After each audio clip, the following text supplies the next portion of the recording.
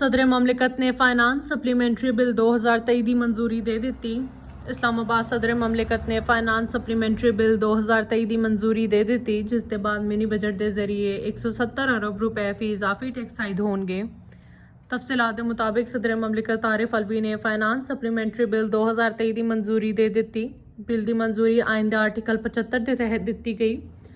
सदर की मंजूरी तो फाइनांस सप्लीमेंट्री बिल 2023 नाफिज अमल होएगा।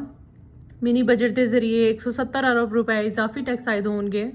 याद रहे 20 फरवरी को कौमी असैम्बली ने ज़मीनी माली बजट के 2023 की मंजूरी दी सी ते ओपोजिशन के तमाम तरामीम मुस्तरद कर दिते गए सी।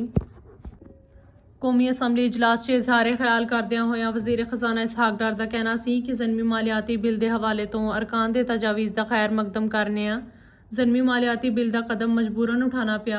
इन्हां दा कहना सी कि बिजली चोरी, लाइन लॉसिस ते बिल अदम की अदायगी तो पावर सैक्टर च खसारे सामने आ रहे हैं। 1450 अरब रुपए वसूल नहीं हो रहे। गुज़िश्ता हुकूमत की गलतियों की वजह तो मुल्की मईशत 24 तो 97 नंबर पर पहुँच गई। मौजूदा मुआशी मसाइल PTI की हुकूमत नाकिस पॉलिसियां की वजह तो है।